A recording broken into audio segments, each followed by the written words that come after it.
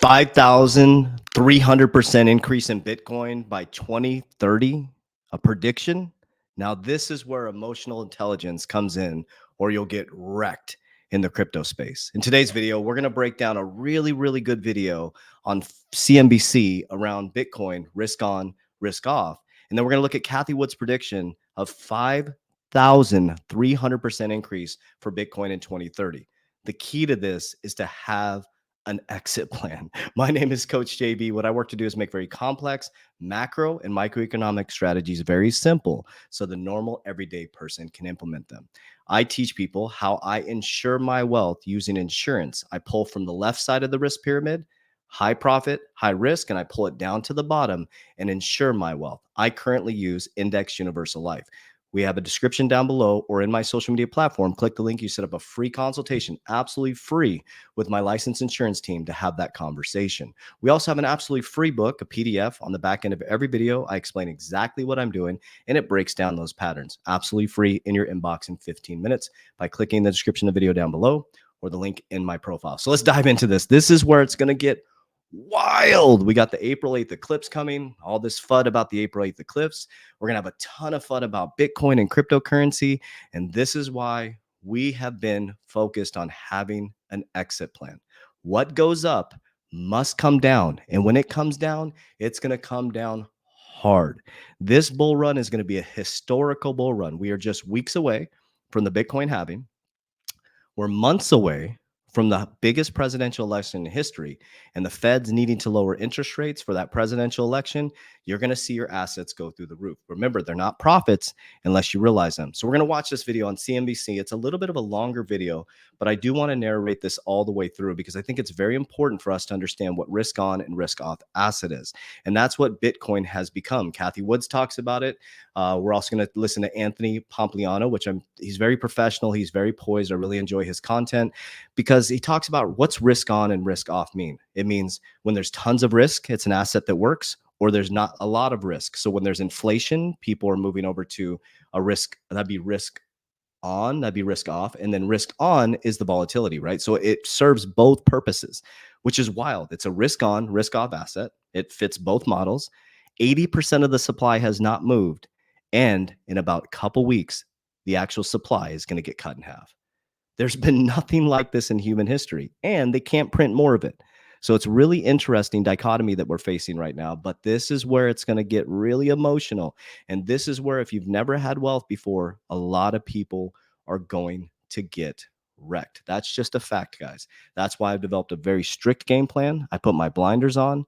I don't listen to this person or this person. I follow my plan to the T, and it's worked for me and many other people to focus on understanding, getting out our initial investment, exiting on the way up, securing a little bit for legacy, and then securing our family outside of crypto and things like insurance, businesses, precious metals, and then I have mine encompassed with the trust. So let's dive right into this, Warriors. So let's check this out. It's a longer video, so I'm going to narrate this, okay? Under $70,000 right about now this month, expected to bring the next Bitcoin halving, in which the reward for mining cryptocurrencies drops by half. Joining us right now on All Things Crypto, Anthony Pompliano, Pomp Investment founder, of course, and partner.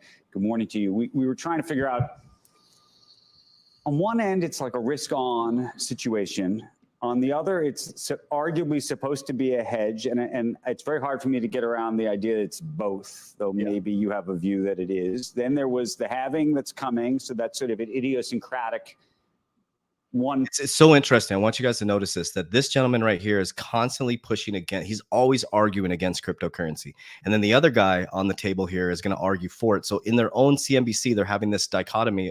That's my new word. I don't know if that's the right word. This polarization of one believes in it, the other one doesn't. You see everything in consciousness separating right now. Piece of the puzzle, but not something that's like an ongoing piece. So you could argue it is in certain ways. And then you have the ETF, which was also sort of an idiosyncratic moment in time.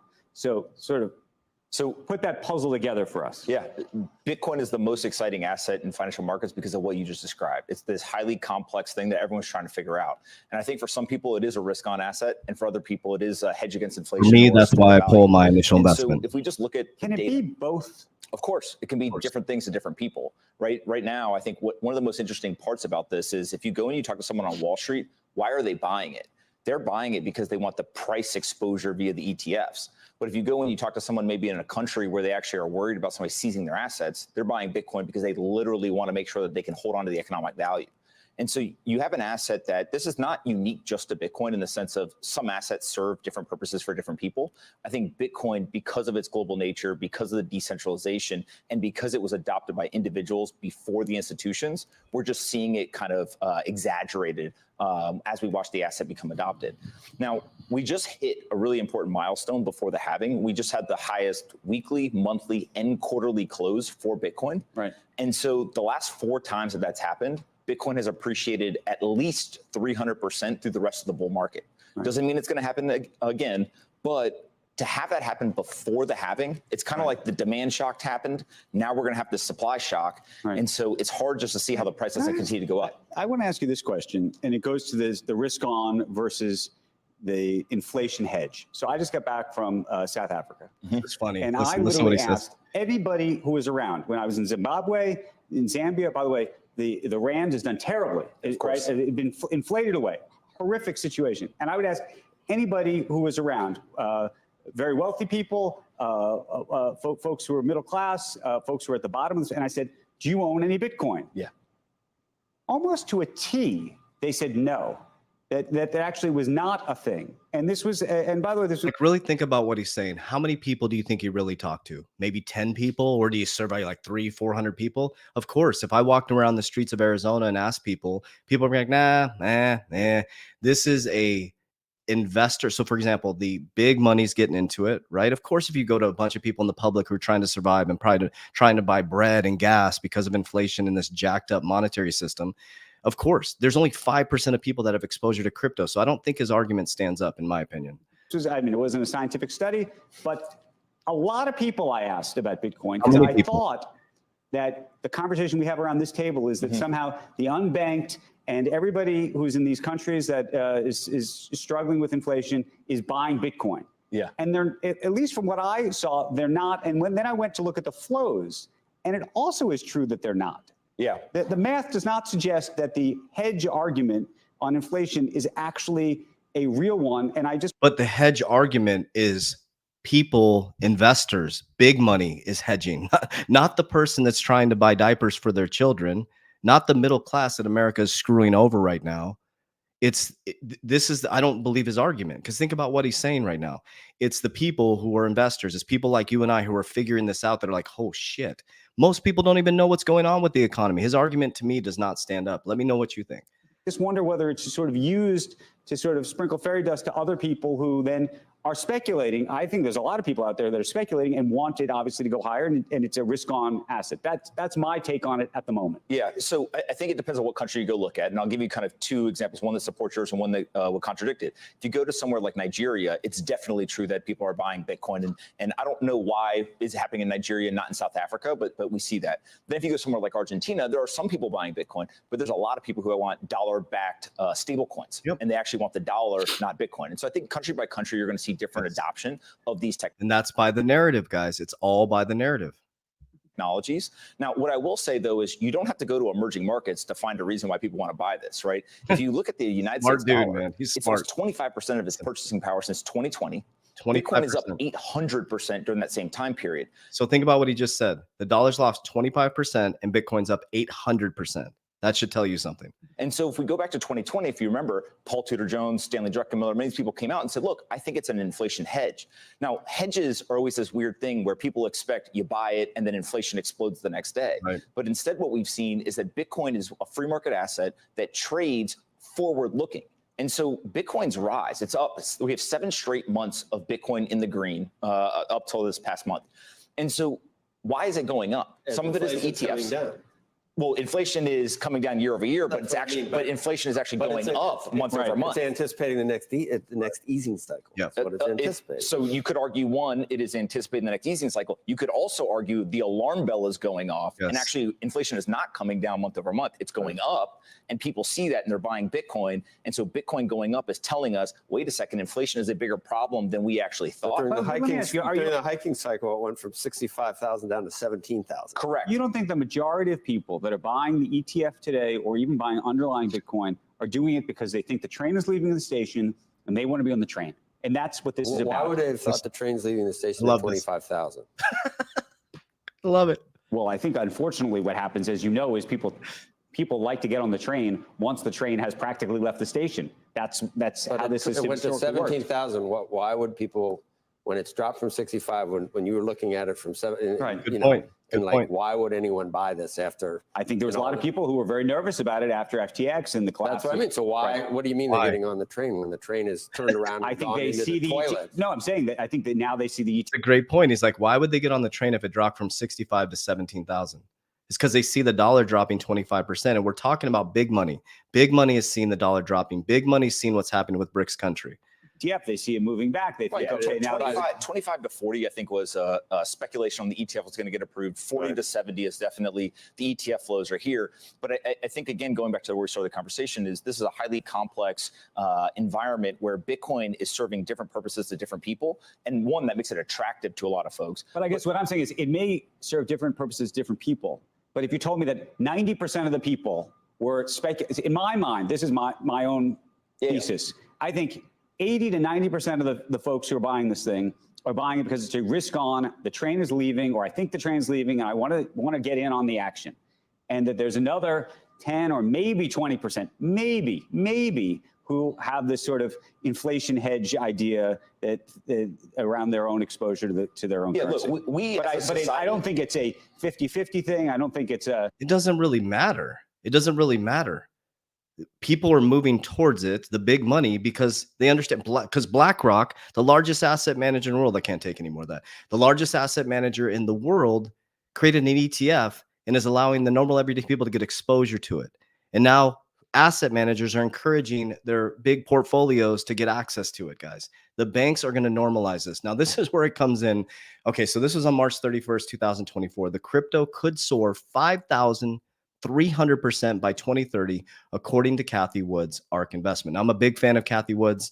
Cathie Wood's ARK investment continues to ratchet up her price forecast for Bitcoin. At the recent Bitcoin Investor Day event in New York City, Woods boasted 2030 Bitcoin price to 3.8 million from an already lofty figure of 1.5 million. Given today's price in the neighborhood of 70,000, that would be an eye-popping 5,300%. Now, I'm not saying that it's going to go to 3.8 million, but what I'm saying is I do have some exposure to Bitcoin.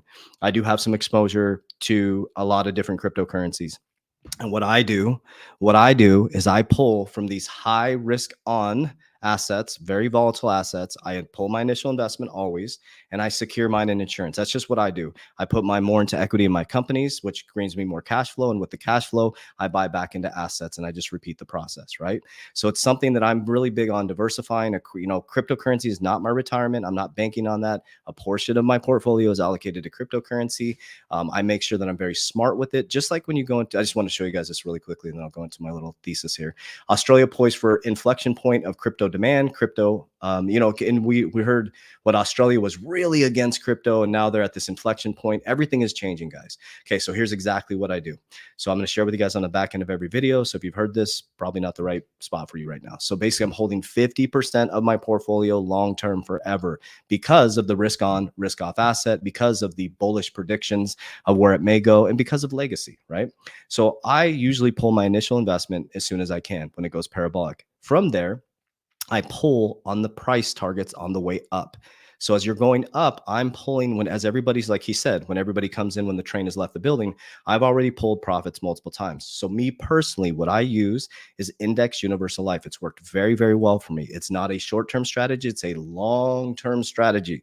It is not sexy in the beginning. It becomes sexy on the back end. I like to lock in my tax rate because I can borrow against the cash value. At my retirement age, it's not a retirement product. Because of tax code 7702A, I can borrow against insurance products tax-free.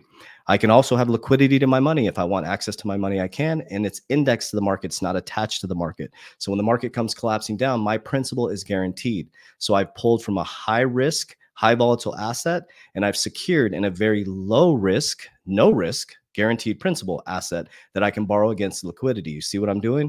I'm borrowing tax-free if I choose to buy more assets. For me, I'm diversified in business across information, technology, education, and attention.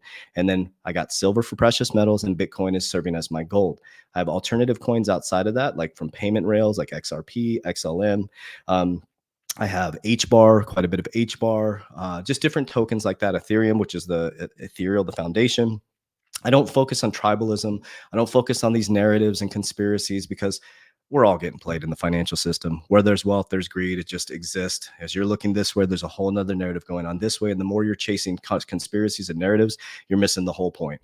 You're missing the whole ecosystem. When you're looking this way and the deeper you're going down the rabbit hole, they're changing the system this way. It's nothing new under the sun. The Trojan horse is coming in. I focus on God, the walk with Jesus Christ. It's God, family, ecosystem. Everything else plays itself out. That's currently what I do, guys. So in the description down below. Now, how do I exit Merlin? I'm the co-founder and creator of Merlin. 36,000 lines of code. We created this so that we get alerts when we hit our exit targets. It also tells me how much I need to put away for Uncle Sam as I continue to learn that. On top of all of this, I have what's called, now I want to make this very clear because people comment, it's called the Rockefeller. It's called the Rockefeller, apologize. It's called the Rockefeller system. It's called the waterfall system. I'm not supporting Rockefeller. It's called the waterfall system, right? So I have a Rockefeller dynasty trust set up around my ecosystem, right? So what that does is it replenishes itself based on insurance policies and the way that I do things and the way that I have it set up. So that's how my system is set up. It's worked for me. And I'm focused on generational wealth. I'm focused on financial freedom, freedom of time, freedom of choice, and freedom of speech. So that's what I got going on. Down below, you can set up a free consultation with my insurance team to answer any of these questions. Also, you can download my free book. You can download Merlin 30 days for free, or you can jump right into our paid academies if you choose to. So we have tons of free resources for you to support you. I really love you guys. I appreciate you. And I hope to see you guys at our conference coming up here in April. We got some really neat things happening at the conference that are going to be historical, that are going to go down in history. So I hope to see you at the conference. If you choose to join, it's down below as well. Love you guys. I appreciate you. As we always say, Warriors, rise, get your shit together. Let's go.